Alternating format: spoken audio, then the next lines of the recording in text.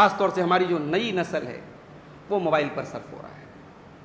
Social media, Instagram, face بک، یہ تمام چیزیں ہمارے نوجوانوں کی زندگی کا ایک بڑا حصہ ان چیزوں پر صرف ہو رہا ہے. اور اس کا نتیجہ کیا نکلا ہے؟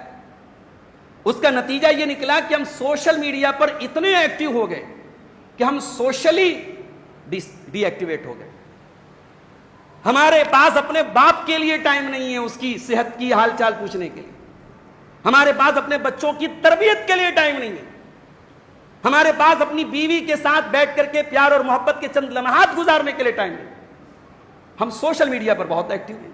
کہیں پڑھا تھا ہمارے پڑوسی ملک کی کوئی ٹک ٹاکر تھی، کوئی سوشل میڈیا کی انفلوئنسر تھی، لاکھوں فالوور تھے، اپنے فلیٹ میں مر گئی، 2 مہینے تک اس کی لاش پڑی رہی، اور جب سامنے آئی کہ صاحب انتقال ہو گیا ہے تو جنازے میں 40 آدمی بھی نہیں ملے جو شریک ہو سکے.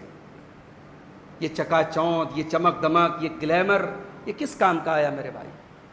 جب آپ اس قدر بدنصیب ٹھہر جائیں کہ آپ کے جنازے میں 40 اللہ کی توحید کے قائل اور 40 ایسے لوگ جو لا الہ الا اللہ پڑھنے والے ہوں وہ آپ کے جنازے میں شامل نہ ہو سکے، تو یہ سوشل میڈیا کی چمک دمک کا کیا مطلب ہے؟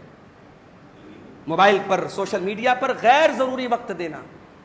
اور ہماری شریعت کے بہت اہم احکام میں سے حکم یہ ہے کہ ہم اپنی نگاہوں کو نیچی رکھیں. مردوں کو بھی حکم دیا گیا، عورتوں کو بھی حکم دیا گیا، قل للمؤمنین یغضوا من ابصارہم. اے نبی آپ مومن مردوں سے بھی کہہ دیجئے وہ اپنی نگاہوں کو نیچی رکھیں، مومنہ عورتوں سے بھی کہہ دیجئے اپنی نگاہوں کو نیچے رکھیں. موبائل کی اس ایکٹیویٹی نے آج شریعت کے اس حکم کی دھجیاں اڑا کے رکھی. شریعت نے تو کہا تھا نامناسب چیزوں کو بھی دیکھ کے آپ نظریں جھکا لیں، یہاں تو حرام اور ناجائز اور بیہودہ اور ولگر چیزیں دیکھی جا رہی ہیں. سوشل میڈیا پر نہ جانے کتنی آئی ڈیز اور کتنے اکاؤنٹس ہیں جن کے فالوورز آج لاکھوں کروڑوں کی تعداد میں ہیں، اور ان کا کام سوائے ولگیرٹی اور ننگا پن اور عریانیت کے پھیلانے کے کچھ نہیں. بازار میں ہیں، تجارت سے جڑے ہیں، دکان سے جڑے ہیں، اور آپ کے قریب میں مسجد ہے اور حی علی الصلاۃ کی آواز آپ کے کانوں تک آ رہی ہے. اب یہ آپ کے لیے بڑا امتحان ہے. آپ تجارت کو زیادہ امپورٹنس دے رہے ہیں یا نماز کو زیادہ اہمیت دے رہے ہیں؟ یہاں پر آپ کے ایمان کی آزمائش.